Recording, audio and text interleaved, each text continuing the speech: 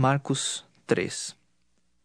De novo entrou Jesus na sinagoga, e estava ali um homem que tinha ressequida uma das mãos.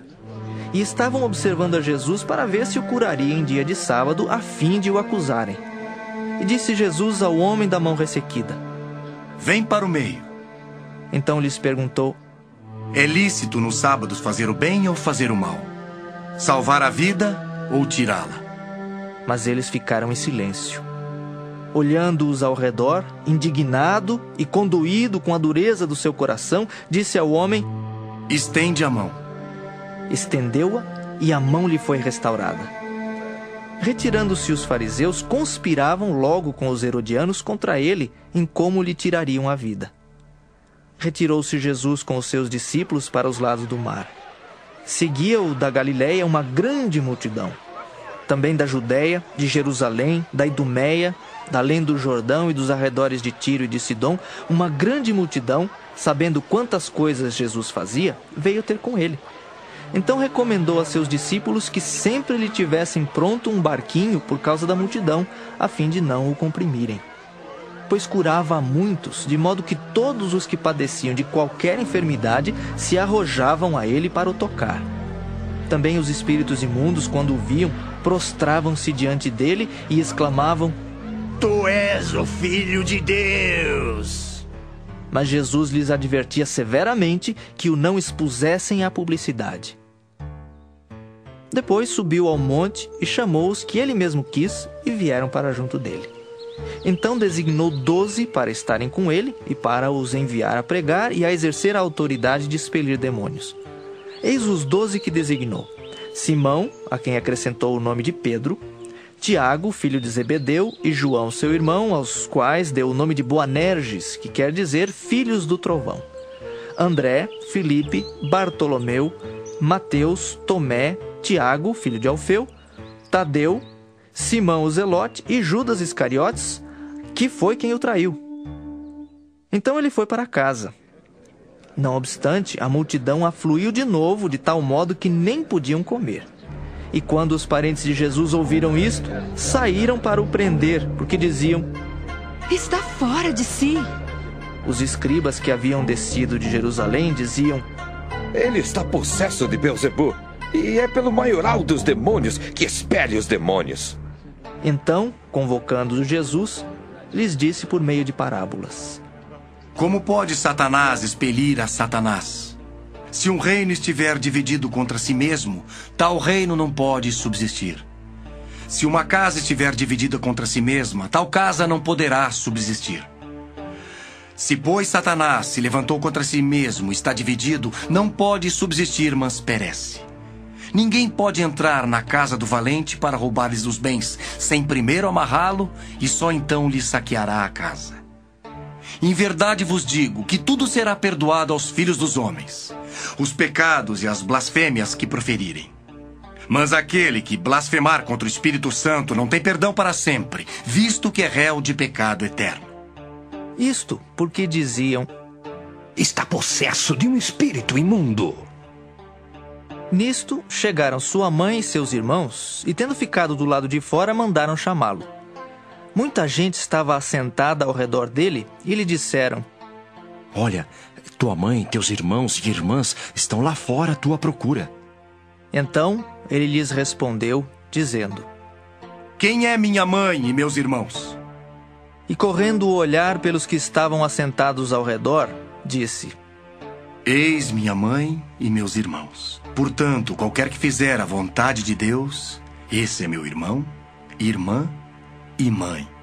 Queridos espectadores, vamos agora iniciar, falar a respeito dessa palavra de Marcos, capítulo 3. Nós vemos na narrativa de Marcos, no capítulo 3 do Evangelho, que o Senhor Jesus novamente foi à sinagoga, e esse era um hábito do Senhor Jesus. Ele frequentava a igreja habitualmente, e ali na igreja, logo que ele entrou, destaca Marcos dessa história, de que tinha ali dentro da sinagoga da qual o Senhor Jesus entrou, um homem com a mão mirrada. A mão mirrada significa que tinha uma mão fechada, atrofiada, tinha uma mão atrofiada. E aí então o Senhor Jesus, quando entrou e viu ali daquela situação, porque os fariseus que estavam ali, os religiosos que estavam ali, sendo dia de sábado, esses religiosos já armaram entre eles, sabendo que o Senhor Jesus ia curar no sábado.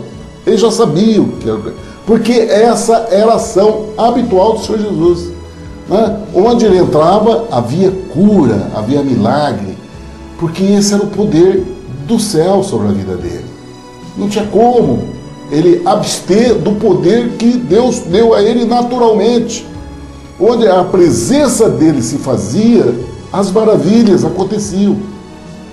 E então, quando os religiosos, dono da sinagoga, quando viram o Senhor Jesus entrar, né, no meio deles, e viram que ali no meio deles tinha um homem de mão mirrada, porque aquele homem com a mão atrofiada era frequentador daquela igreja. Como nós hoje vamos na igreja louvar a Deus, e muitos vão nessa condição de ter uma enfermidade do corpo. Quantos estão ali esperando a graça de Deus para serem curados, né? E aí, da visitação do Senhor Jesus sobre aquela igreja, aquele homem, naquela circunstância, e o Senhor Jesus observando, porque já o Senhor Jesus vendo a circunstância que estava ali no coração dos homens, porque o Senhor Jesus conhece o coração, e sabendo que eles estavam julgando ele, olha, ele vai curar, ele entrou e vai curar hoje é sábado, ele vai curar. O Senhor Jesus já detectou essa posição, e na hora que ele entrou, e ele observando essa situação, ele já chamou para o meio esse homem com a mão atrofiada. Já chamou. Por causa da indignação dele diante dessa dureza do coração do homem religioso. Como o homem religioso tem um coração duro, queridos. Porque eles querem competir com a presença de Jesus ali, a competição deles, de querer ser o porta-voz da presença de Deus no meio do povo. Era isso que eles tinham. Eles queriam chamar a atenção do povo para si. Por quê? Porque aquela religião, naquele momento, eles viviam da venda de sacrifício de animais, né? A tônica daquela época era sacrificar animais para perdão de pecado. E o Senhor Jesus acabou com esse comércio. Acabou o comércio de você comprar animal para sacrifício, para perdão de pecado, para buscar bênção, para receber recursos financeiros, você pagar para receber bênção dos céus. Acabou isso. O Senhor Jesus acabou esse comércio financeiro que a religião sobrepunha. Então, o lucro daqueles homens estava acabando. O lucro daqueles homens estava findando com a presença do Senhor Jesus aí no meio deles. E aí então o Senhor Jesus, levantando, chamou o homem, levanta-se e vem para o meio, já chamando-te. E olhando para ele, disse, é lícito no sábado fazer o bem ou fazer o mal? Salvar a vida ou matar? E eles calaram. Queridos, na nova aliança que o Senhor Jesus estabelece com os homens, é que todas as vezes que você se dirigir a um irmão da igreja, uma pessoa, chamar ele de louco, isso nós vamos estudar isso lá em Mateus capítulo 7. Se você chamando ele de louco, você já está sendo juízo de morte. Nós não devemos ter ira contra nossos irmãos. Esse sentimento de ira já é um sentimento de suicida, de assassino. Compreende? Porque essa nova aliança que é feita no coração do homem, não é feita no exterior do homem. Por isso o Senhor Jesus diz, é lícito curar ou matar? Chamando atenção para essa nova aliança que ele estabelece com a vida do homem.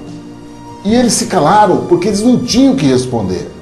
E o Senhor Jesus, então, diante deles estarem calados, diante da própria insensatez do pensamento deles, esse espírito de religiosidade que quer se chegar a Deus através de procedimentos da carne do homem não se chega, não é pela vontade do homem que se chega a Deus. Nós chegamos a Deus pela vontade dele, não é pela nossa vontade.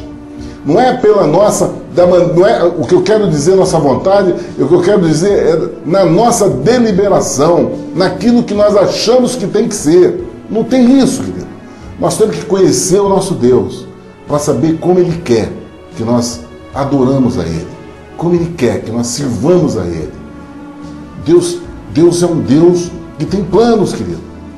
Assim como Ele fez toda a ciência, toda a sabedoria do universo, né, dos limites das luzes do universo, do dia, noite, né, do nosso DNA, que estabelece toda a genética de nossa vida, de toda a linha da formação de vida que dá tanto ao homem como ao todo o universo. Há uma sabedoria infinita. É profunda a sabedoria do nosso Deus, é infinita a sabedoria. O Senhor Deus, apesar de toda essa sabedoria, de toda a ciência, como Ele diz, eu, o Senhor, que habito no céu, habito nas alturas, mas Ele diz que habita também no coração do homem contrito e humilde de espírito. Esse Deus poderoso, que apesar de conhecer de ter toda a ciência, toda a sabedoria, Ele é simples. Ele vive na simplicidade do homem, do coração de um homem. Ele vive na simplicidade e na humildade de um coração. Que coisa tremenda que é o nosso Deus. E esses homens, então, esses religiosos, não conseguem entender isso. Eles não conseguem entender o amor de Deus acima dessa condição, da condição na qual o homem coloca, né, se coloca diante de Deus. O homem pegou a lei de Deus, pegou os 10 mandamentos a qual Deus deu à mão de Moisés, deu na mão de Moisés. O homem pegou essas 10 leis e ficou cego. Ele começou a adorar os 10 mandamentos, começou a adorar as 10 da tábua, e dessas 10 eles fizeram infinitas outras leis, fizeram outras tradições baseadas nessas 10, nos 10 mandamentos, e criaram outras leis para eles, homens, servirem a Deus, colocando peso, juízo sobre a vida dos homens para ninguém chegar a Deus. É essa religião que o Senhor Jesus combateu, essa postura desses homens. E aí então o Senhor Jesus, indignado com esses homens, olhando ao redor, disse, indignado pela dureza do coração deles, pela essa formação que eles criaram de tradição humana, de tradição de homens. E o Senhor Jesus então disse ao homem, estende a tua mão. E o homem então estendeu e foi restituída a cura, a mão se estabeleceu. Sabe o que aconteceu com isso, querido? Ninguém bateu palma, ninguém houve glória a Deus, as pessoas não se exaltaram ao Senhor Jesus naquele momento, porque existia um ódio, existia um sentimento de inveja, de ódio sobre a vida da igreja com aqueles fariseus. Ninguém deu glória a Deus nesse milagre. Pelo contrário, esses fariseus, eles saíram, e logo que eles saíram, eles começaram a tomar conselho com os herodianos para procurar uma maneira de matar o Senhor Jesus. Eles queriam acabar com isso. Esse é o sentimento de ódio na qual existia ali. Aquele sentimento de querer destruir o Senhor Jesus. Tal era o nível de competição que eles queriam. Eles não queriam aceitar essa doutrina de um amor incondicional de Deus sobre a vida dos homens. E aí então, a palavra de Deus diz que o Senhor Jesus também se retirou dali com os seus discípulos e foi para o mar. E quando o Senhor Jesus, a palavra de Deus diz que quando ele se retirou e seguia uma grande multidão, e Marcos descreve os lugares que via essa multidão. Fala da Galiléia, Judéia, Jerusalém, Idumeia, além do Jordão, de Tiro, Sidom, uma grande multidão que essa grande multidão, ouviam quão grandes coisas fazia o Senhor Deus, o Senhor Jesus, e vinha até com ele. E o Senhor Jesus, ali vendo aquela multidão, e advertia sempre os apóstolos, olha, vamos ter sempre um barquinho, porque ele estava junto do mar, sempre ter um barquinho, para que a multidão não o tenha ou nos oprimir, e que eles possam estar ali do mar, para que eles possam se afastar um pouco daquele volume de pessoas que abordavam o Senhor Jesus. E aí a palavra de Deus diz que essa multidão, querido, que vinha procurar o Senhor nesses vários lugares, era uma multidão na qual as pessoas vinham com doenças, que vinham buscar o socorro, vinham buscar alívio da dor, do sofrimento, e eles vinham, e diz que todos queriam tocar no Senhor Jesus, né? Eles queriam, eles vinham de uma maneira que eles passavam um pelos outros, né? Para tocar no Senhor Jesus. Eles queriam ter o toque. Queridos, como isso é tremendo. E o Senhor Jesus permitia isso, permitia que eles viessem e tocassem nele, deixava que, só pedia para que tivesse um barco para que ele pudesse subir quando houvesse muita opressão, quando houvesse muito volume de pessoas. Esse é o nosso Deus, querido, Deus amoroso, benigno, que permite o toque das pessoas, que as pessoas possam tocar nele. Ainda hoje nós temos essa oportunidade de nós estarmos olhando para o Senhor Jesus em fé, no coração de fé, e poder receber o toque sobrenatural do Senhor Jesus em nossas vidas. Há uma relação de intimidade, querido. O Senhor Jesus trouxe para a vida do homem uma relação de tato, uma vida onde é palpável. A presença dele é palpável nas nossas vidas. Ele não é um Deus distante, além do mar, que está no céu. Não. Nosso Deus, ele diz, ó, dirão, eis-me aqui, eis-me acolá. Não, porque eu estou dentro de vós. O Senhor Jesus diz que o reino de Deus está no meio de nós. O reino de Deus está dentro do nosso coração. Então, há uma relação íntima, de toque. Esse é o nosso Deus. O Senhor Jesus, quando diz essa palavra, que a multidão vinha, se arrazoavam ali, né, querendo tocar, se arrojavam-se, diz, o verbo é esse, eles se arrojavam sobre ele para lhe tocar, porque é essa relação de intimidade que Deus tem com o seu povo, essa intimidade, querido. Nós precisamos ter olhos espirituais para nós termos esse toque do Senhor Jesus.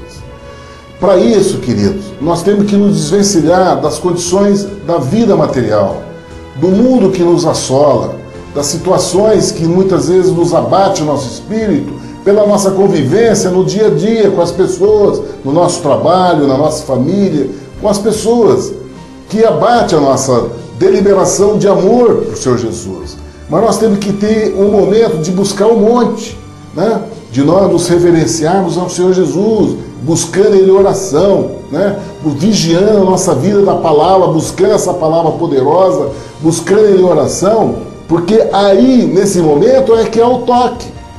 Há um momento de intimidade onde você recebe o Espírito de Deus no seu coração. E você goza, então, do privilégio de receber essa alegria, do gozo da presença dele. É esse toque que a multidão ia buscar no Senhor Jesus. Porque aqui, nesse versículo, não diz que eles vinham, que alguns tinham mal, né? Quando tinha algum mal, eles arrojavam sobre o Senhor Jesus para tocarem. E é isso que nós temos que fazer. Porque no mundo, querido, nós vivemos um mundo de aflição. Há muitas dificuldades, muita luta. Com relação ao sustento de nossa casa, nós somos obrigados a conviver com pessoas más. Pessoas que desejam mal para a sua vida. Pessoas que olham com olhos trazendo ondas negativas sobre a tua vida. Assim, a palavra nos adverte que também nós temos inimigo ao nosso derredor. Então, há um mundo de aflição sobre nossas vidas.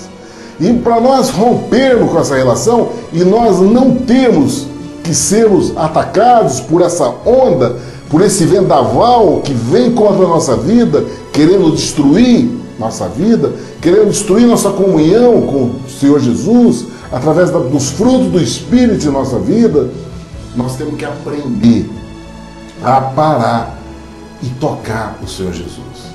Esses mal que vêm sobre nossas vidas, como diz aqui, alguns que tinham algum mal se arrojavam para tocar no Senhor Jesus.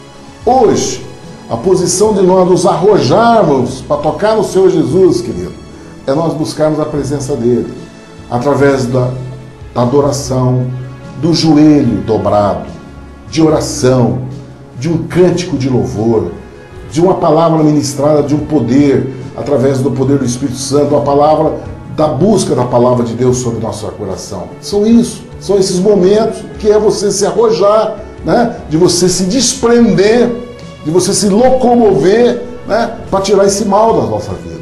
Tem que haver esforço, querido. Foi isso que essa multidão fez. Eles fizeram um esforço para chegar.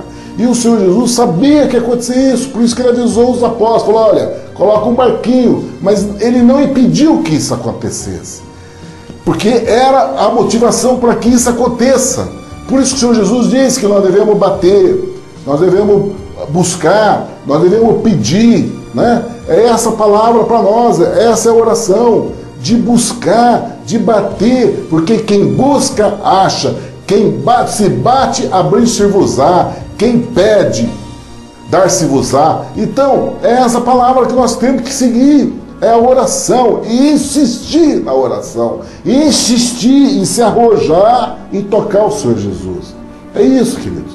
E o Senhor Jesus está falando dessa multidão que vinha para apelar, para se libertar dos seus maus. E isso, a religião está fora disso.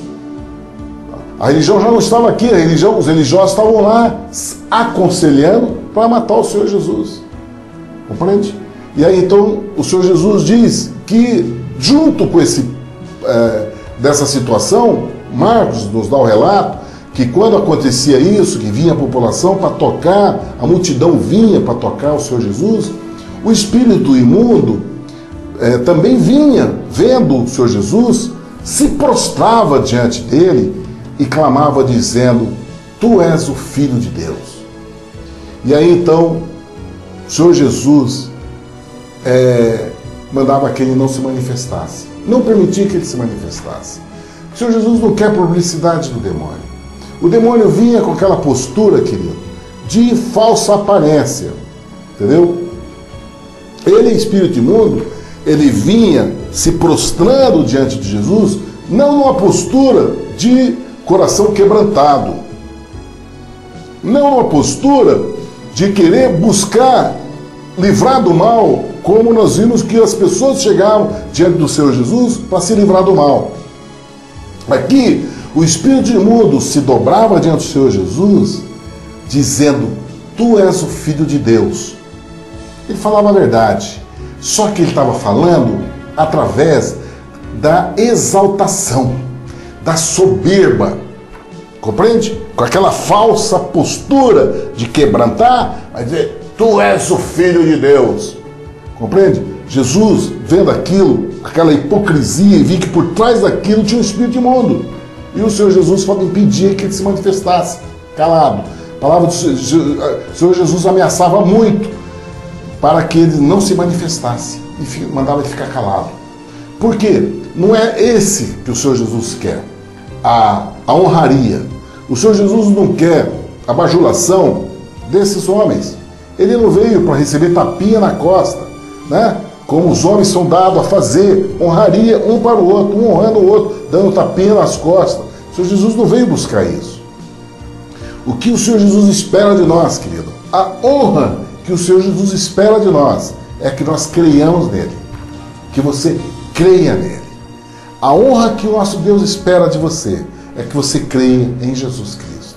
Essa é a honra que ele espera. Ele não quer que você bajule ninguém. Por isso que o Senhor Jesus, por isso que a palavra de Deus diz que nós devemos adorar só a Deus. Não tem que adorar homens. E essa posição aqui foi uma posição que o demônio tentava enganar, né? Enganar os homens. E aí o Senhor Jesus viu que aquele espírito de bajulação não era de homem. Aquilo era espírito de demônio que vinha trazer a bajulação. E Jesus não queria publicidade, esse tipo de publicidade. Não é o tipo de publicidade que agrada a Deus, querido, de você bajular a Deus. Não, a publicidade que Jesus quer de você e quer de minha vida é que nós demos um testemunho de fé que nós temos nele. Testemunho de mudança de vida, testemunho daquilo que nós falamos, testemunho daquilo que nós pregamos, ser conivente com nossa vida, testemunho daquilo que nós somos como pai, como profissional, testemunho daquilo que nós somos como marido, testemunho de que nós somos como membro da igreja, do cargo que nós costumamos, que nós exercemos no meio da congregação, esse testemunho, que seja igual. Não é uma coisa em casa, outra coisa na igreja. Não, querido. Uma coisa no trabalho, outra coisa na igreja. Não. O testemunho que o Senhor Jesus espera de nós é que nós estejamos glorificando a Ele o tempo todo, exaltando o Senhor Jesus sobre toda a nossa vida. E que nós tenhamos no nosso coração contrito do dia a dia, nos passos que nós damos, convertendo do mal todos os dias. Todo dia tendo uma conversão e clamando pela misericórdia dele sobre nossas vidas, para que nós, aquele que estiver em pé, que não caia, para nós não incorrermos nesse erro e termos uma vida quieta, mansa, para que o poder de Deus seja manifesto na nossa fraqueza, não na nossa soberba. É isso que o Senhor Jesus está chamando a atenção nessa condição na qual o diabo vem se apresentar diante dele. O espírito imundo vem se apresentar diante do Senhor Jesus, se prostrando nos pés do Senhor Jesus e dando uma palavra de bajulação para o Senhor Jesus. E o Senhor Jesus não recebeu essa palavra. Em seguida, o Senhor Jesus subiu para o monte, que era o lugar na qual ele tinha a relação com os discípulos dele. O monte tem um significado tremendo para a nossa vida, porque o monte diz respeito ao lugar que nós fazemos de adoração a Ele, de adoração, de aprendizado, de oração, de comunhão com o Espírito Santo. Esse é o monte. E o monte não precisa você se isolar, a respeito de ir para um lugar isolado, não. Isso você pode fazer dentro da tua casa, dentro da tua igreja. O importante é que você tenha esse lugar de comunhão com o Espírito Santo. Pode ser na tua casa, na sala da tua casa, no quarto, onde for. Mas você tem que ter um local de comunhão com o Espírito Santo, onde você vai falar com Ele, onde você vai colocar todas as suas ansiedades, onde você vai buscar uma palavra, você vai buscar ouvir, você vai louvar, você vai adorar Ele e na intimidade. Não é através dos outros, não é através da boca dos outros, não. Há momentos que a igreja se une para adorar e louvar a Deus. Mas o monte, querido, onde você e eu temos que fazer isso diariamente. Essa é uma devoção que todos nós temos que fazer. Você que tem intimidade com Deus, você que tem o Espírito Santo na tua vida. Esse monte tem que ser sua vida, tem que ser o seu dia a dia, esse monte. Porque nós precisamos de comer o maná que vem do céu. Para nós, o Senhor Jesus falou, não só de pão viverá o homem, mas de toda a palavra que procede da boca de Deus. Então, nós temos que comer desse pão todo dia, nós temos que comer desse pão. Para nós alimentarmos nosso espírito e ficarmos fortalecidos para que a nossa carne nos sobreponha à vontade do Espírito sobre a nossa vida. E aí, então, o Senhor Jesus chama os seus discípulos por monte, nomeou 12 que estivessem com ele. Mas a preocupação do Senhor Jesus é de nomear, mandando eles pregar, e mandando eles pregar, eles tinham que saber como pregar. Então o Senhor Jesus ensinava a eles, dava um ensino como pregar. E nessa incumbência, eles tiveram o poder de curar as enfermidades e expulsar demônio. Esse é o ministério de um discípulo de Deus. O ministério de um discípulo de Deus, querido, se resume em pregar o Evangelho, curar enfermo e expulsar demônio. Essa é a boa nova que o Senhor Jesus trouxe para toda a face da terra. Essa é a nossa vida. É o nosso ministério, é o nosso trabalho. É esse. É pregar essa boa nova. Curar enfermo, porque nós não curamos, mas sim por essa palavra que é poderosa, Porque essa palavra é espírito e vida. O Senhor Jesus falou, a palavra que eu vos falo é espírito e vida. É essa palavra que tem o poder de transformação e de cura. E ela que faz por si. O que nós fazemos é ser usado como vaso para que essa palavra exerça o poder que está nela. É inerente a ela. O que nós fazemos é ter fé nessa palavra. E determinamos essa palavra conforme a fé que existe em nosso coração. E isso, o Senhor Jesus então chamou os seus discípulos e citou o nome dos 12. Por fim, até Judas Iscariotes fez parte desse grupo. Porque ele tinha uma chamada. Tinha que se cumprir as Escrituras, tudo aquilo que falava-se a respeito da vida do Senhor Jesus pela boca dos profetas, tinha que ser cumprido. E Judas Iscariotes também fazia parte desse grupo, porque ele tinha um papel a executar nesse grupo. E assim é nossas vidas, querido. Todos nós temos um papel a exercer no Evangelho, né? Todos nós temos um papel a respeito daquilo que já foi escrito a nosso respeito. Qual é o papel? Vai depender de você, da sua perseverança, da tua experiência, da tua luta, da tua motivação, da tua busca, vai depender de você, né? Se você... e os talentos, o Senhor Jesus diz que um é dado 5, outro 3, outro 2. O que você precisa é se estabelecer no talento que Deus te deu e você multiplicar ele, da maneira que o Espírito Santo vai te conduzir. Você pode ficar tranquilo, você não precisa andar ansioso a respeito disso. Confia no seu Deus, que Ele vai te dar um momento para você multiplicar e fazer como isso se faz, segundo a vontade dEle. Que não seja conforme a motivação da tua mão, mas que seja na hora, no kairós de Deus e na vontade do Senhor. Aí então, o Senhor Jesus, Ele tem uma experiência aqui, queridos, citada do capítulo 3 de Marcos, que é muito importante para nossas vidas. Porque Marcos cita agora que o Senhor Jesus, essa multidão que vinha sobre Ele, arrojavam-se, né, para tocar no Senhor Jesus, essa multidão cada dia crescia mais. Todos queriam ter esse toque, porque quem não vive nesse mundo e não tem algum mal que possa? Todos queriam ter o alívio da presença do Senhor Jesus. Então, nessa condição, o Senhor Jesus não podia nem comer pão. Ele estava no sentido de as pessoas estavam abordando ele de tal maneira que ele não tinha momento nem de se alimentar mais. E o que aconteceu nesse momento? Os seus parentes, o pai, a mãe e os irmãos do Senhor Jesus, seus parentes que ouviram isso, ficaram estarrecidos, ficaram preocupados, querendo até levar ele de volta para casa, preocupados com essa situação.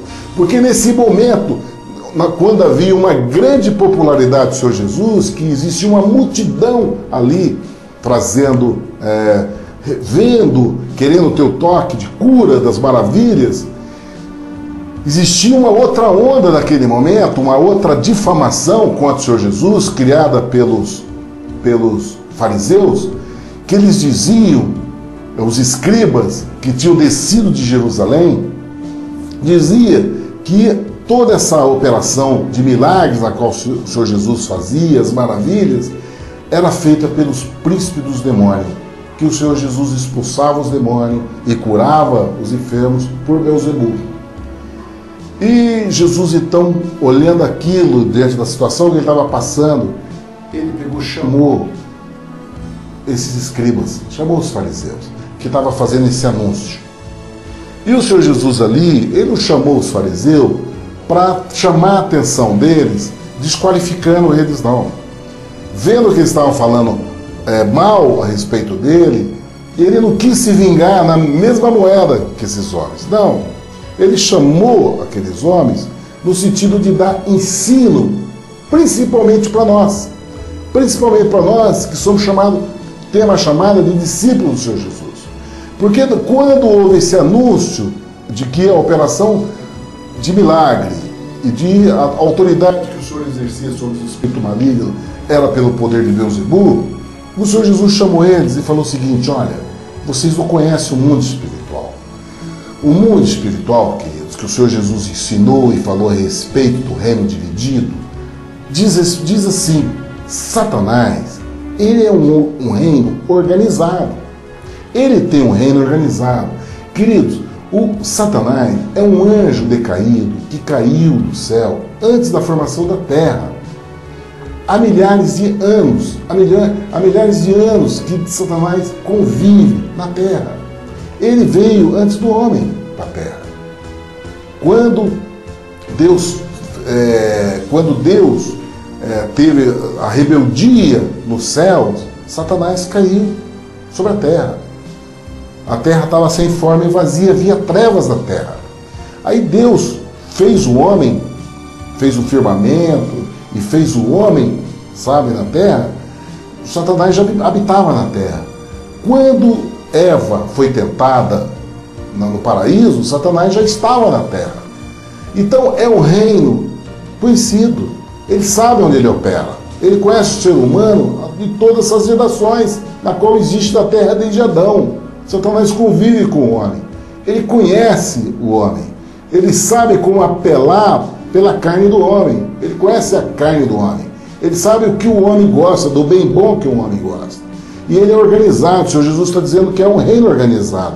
Que eles não é um reino que se contrapõe contra si mesmo. Que diz que uma casa não pode subsistir se ela estiver dividida. Não tem como subsistir. Se ele vive até hoje, esses milhares de anos, tentando o homem e tentando tirar o poder de Deus sobre a vida do homem, e recebeu do homem os governos desse mundo, é porque ele é organizado. Ele tem o poder dos governos desse mundo, porque o homem deu para ele. Então, o Senhor Jesus nos ensina que é um reino organizado.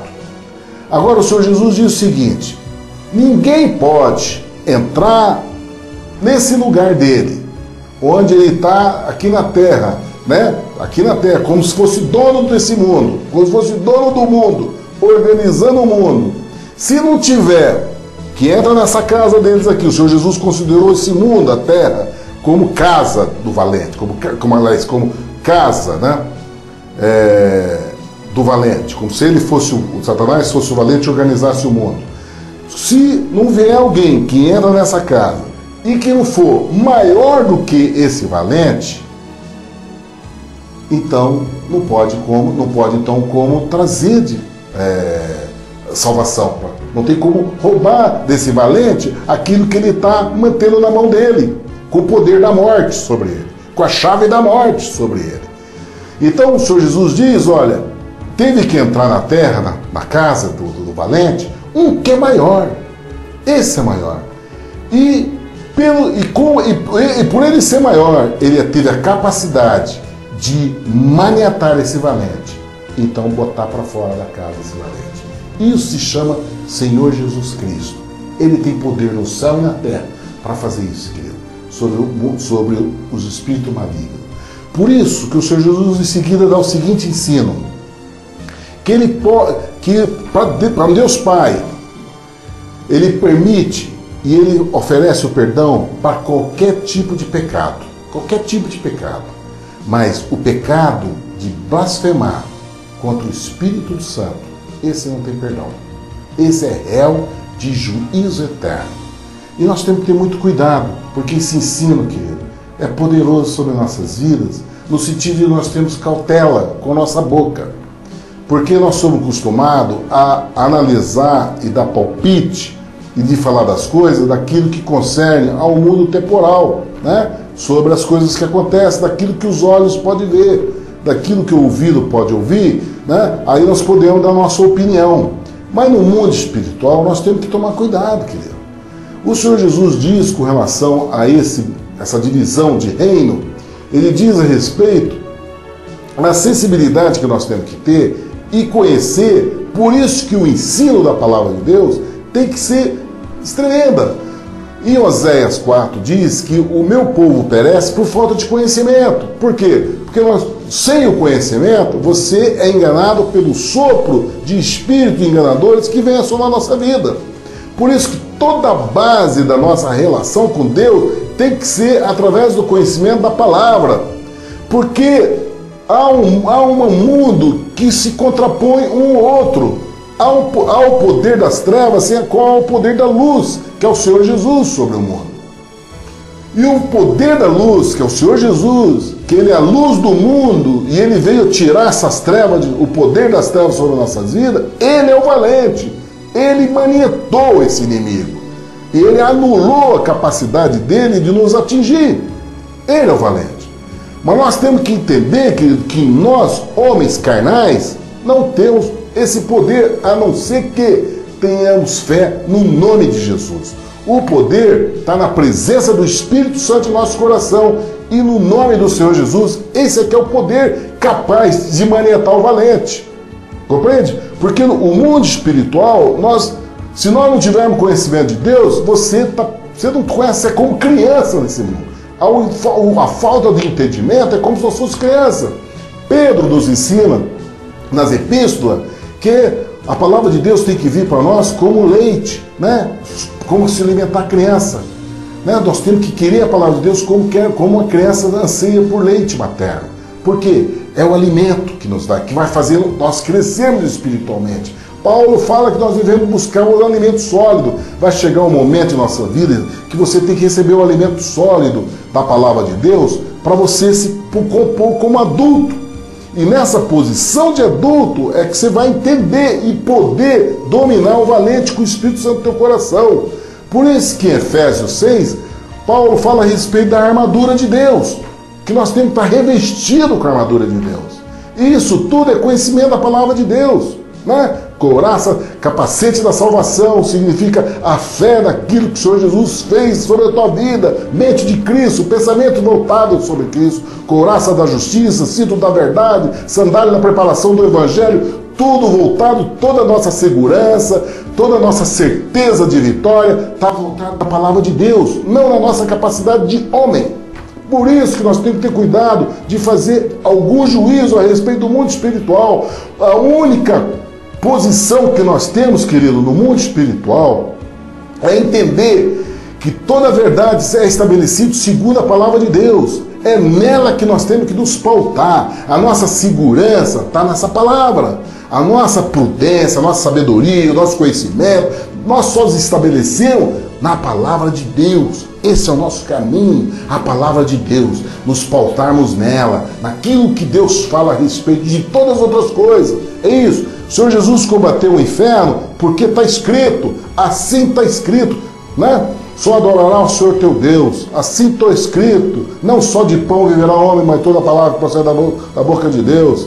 Compreende? É nessa maneira que nós vamos romper e vencer a ação do inferno sobre nossas vidas. O poder está nisso, querido. O poder está na autoridade do Senhor Jesus, que recebeu toda. O Senhor Jesus disse: toda a autoridade recebida no céu e na terra me foi dada.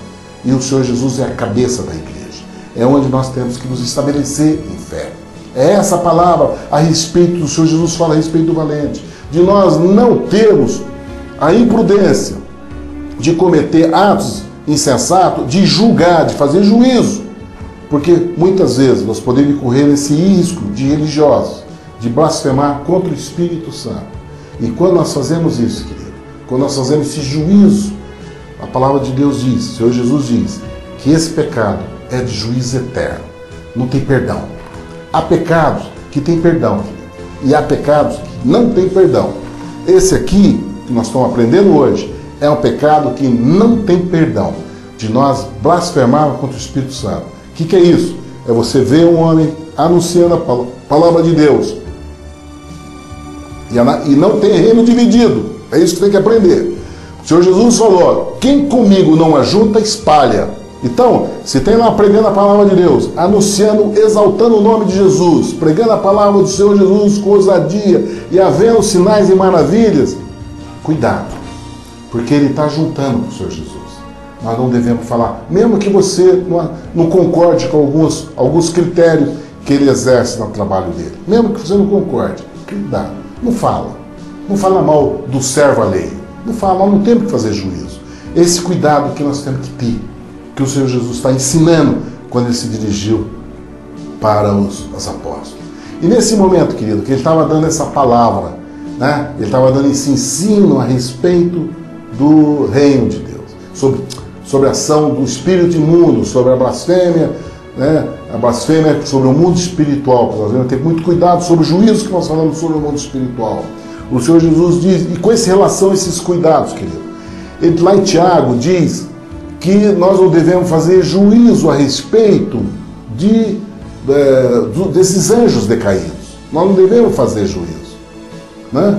Em Judas, em palavra em Judas, fala, olha, que lá em Judas o Espírito Santo adverte que essas pessoas que fazem juízo desses espíritos imundos, quer dizer, falando mal deles, usando palavra negativa, desqualificando eles não sabem o que estão fazendo. Eles estão com um sentimento humano, né, de homens que sobejam sem saber o que estão fazendo.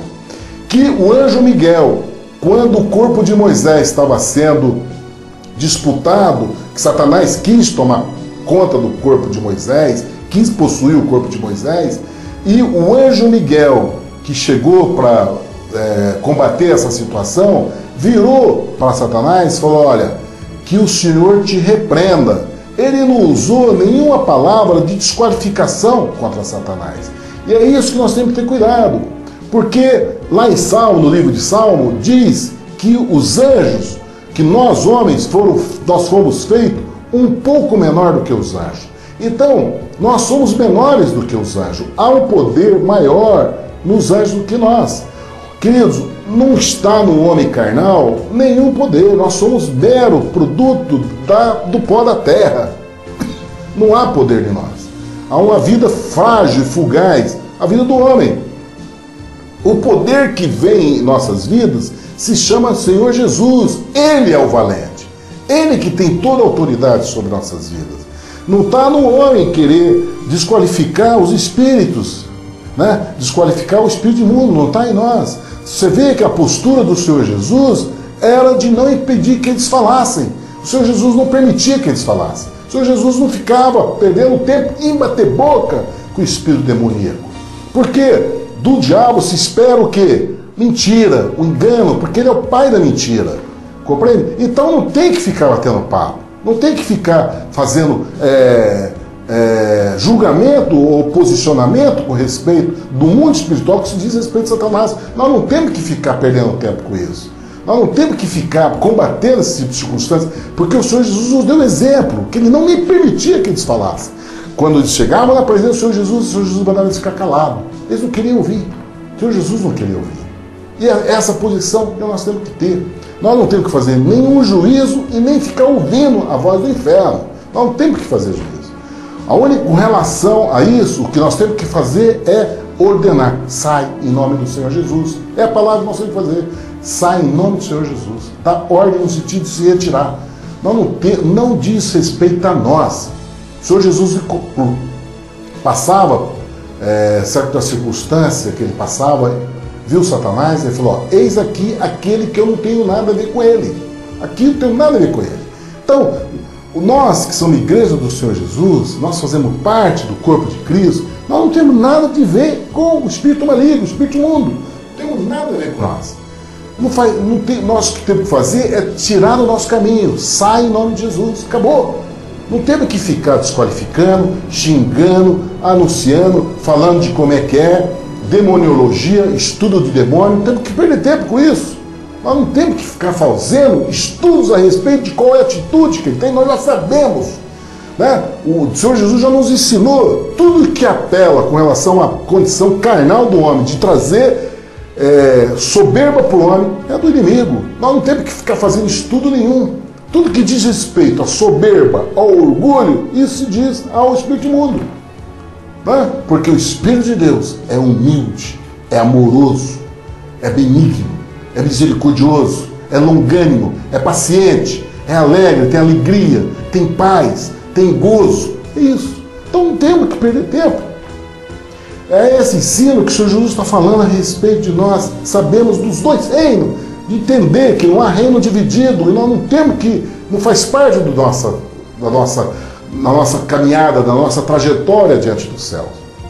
Em seguida, nós vemos o Senhor Jesus reunidos e com os apóstolos dele, e de repente anunciaram para o Senhor Jesus, falaram: olha, tua mãe e teus irmãos estão aí e quer falar com você, está lá fora querendo falar com você. E o Senhor Jesus então, olhando, dizendo: mas quem é minha mãe e quem são meus irmãos? E olhou para os apóstolos que estavam ali sentados, disse: olha, eis aqui minha mãe e meus irmãos, porquanto qualquer que fizer a vontade de Deus, esse é meu irmão, minha irmã e mãe.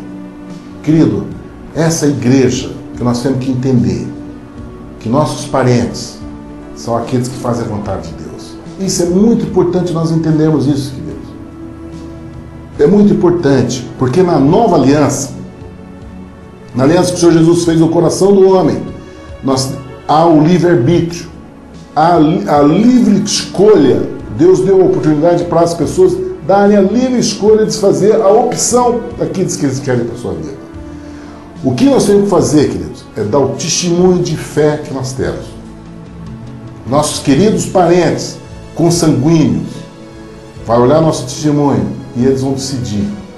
O que nós queremos fazer é orar por eles, para que haja salvação em nossa casa, para que haja vida eterna na nossa família, porque há uma promessa de Deus.